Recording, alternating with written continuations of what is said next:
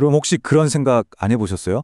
내 생각이나 행동을 나도 모르게 조정하는 어떤 보이지 않는 힘이 있는 것 같다는 느낌이요? 오늘은 바로 그 힘의 정체를 한번 파헤쳐 볼 건데요. AI의 사전학습이라는 개념을 통해서 우리 스스로를 업그레이드하는 아주 흥미로운 방법을 알려드릴게요.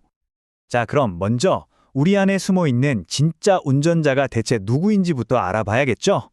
아마 여러분도 한 번쯤은 겪어봤을 법한, 생각해보면 살짝 소름 돋는 그런 경험으로 이야기를 시작해볼까 합니다. 이런 경험 다들 한 번쯤은 있으시죠? 분명히 새로운 맛집으로 가려고 했는데 정신 차려보면 맨날 가던 집으로 가고 있는 거예요. 내가 운전을 했는데 기억이 없어요. 바로 이 순간, 이게 바로 수만 번의 반복으로 완벽하게 훈련된 여러분의 자동 조종사가 운전대를 딱 잡은 겁니다. 그러니까 이 자동 조종사라는 건 우리 무의식을 말하는 거예요. AI가 엄청난 양의 데이터를 밀리 학습해서 똑똑해지는 것처럼 우리 무의식도 수년간의 경험을 통해 특정 상황에선 그냥 알아서 자동으로 반응하도록 훈련된 거죠. 자, 오늘 우리가 할 일은 바로 이겁니다. 이 강력한 내면의 조종사를 제대로 이해하고 우리가 원하는 방향으로 한번 업그레이드 해보는 것. 재밌겠죠? 아니, 근데 이렇게 알아서 첩첩해주는 유능한 조종사가 있으면 좋은 거 아닌가요? 뭐가 문제일까요? 사실 진짜 문제는요, 이 조종사 자체가 아니에요. 바로 이 조종사가 길을 찾을 때 보고 있는 지도, 그 지도가 문제인 겁니다. 이게 무슨 말이냐면요. 저명한 심리학자이자 노벨상 수상자인 데니엘 카너먼의 설명을 빌리자면 우리 머릿속에는 두 가지 마음, 그러니까 두 가지 시스템이 있대요.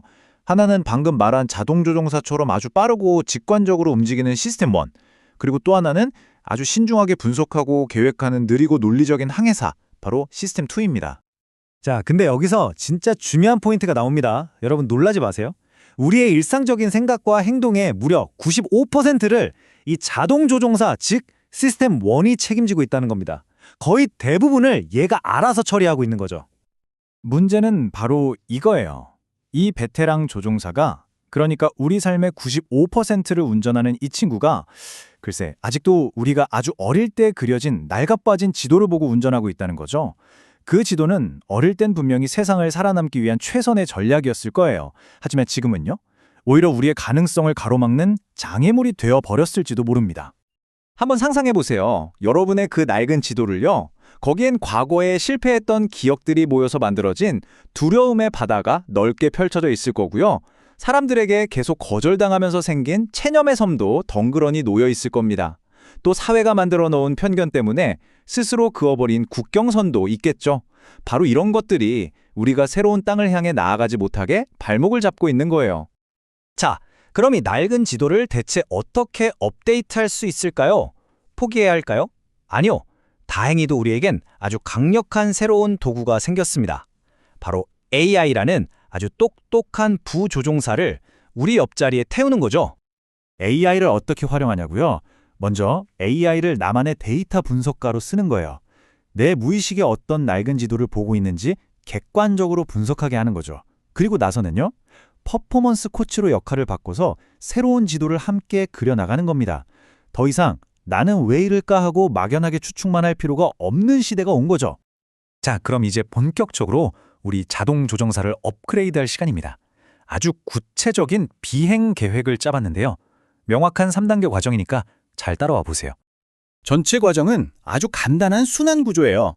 첫째, 내 상태를 정확히 진단하고, 둘째, 새로운 길로 가는 연습을 통해 보정하고 강화하고, 마지막으로 제대로 가고 있는지 정기 점검을 통해 항로를 유지하는 거죠. 진단, 연습, 점검, 이 세 가지입니다. 자, 1단계 진단입니다. 여기서 중요한 건 AI는 무슨 독심술사처럼 우리 마음을 꿰뚫어 보는 게 아니라는 거예요. AI는 우리가 입력한 데이터, 즉 언어에서 패턴을 찾아내는 언어 분석가입니다. 그러니까 먼저 우리가 평소에 쓰는 글들 있죠. 이메일이나 일기, 메신저 대화 같은 텍스트 데이터를 싹 모으는 거예요. 그리고 AI에게 너는 지금부터 언어 심리학자야 하고 역할을 부여하는 거죠. 예를 들어 이런 식으로 프롬프트를 입력하는 겁니다. 너는 심리 언어학자야. 지난 한 달간 내가 쓴 글을 분석해서 내가 자주 쓰는 감정 단어나 문제 해결 방식, 그리고 혹시 내가 무의식적으로 갖고 있는 제한적인 사고 패턴이 있는지 찾아줘. 이렇게요. 그럼 분석 결과로 내가 유독 죄송하지만 이라는 말을 자주 쓰면서 방어적으로 소통하는구나 라든지 어떤 문제를 해결할 때 해결책 자체보다 남들이 어떻게 볼까를 먼저 걱정하는 패턴이 있네 같은 정말 깜짝 놀랄 만한 통찰을 얻게 될 수도 있어요.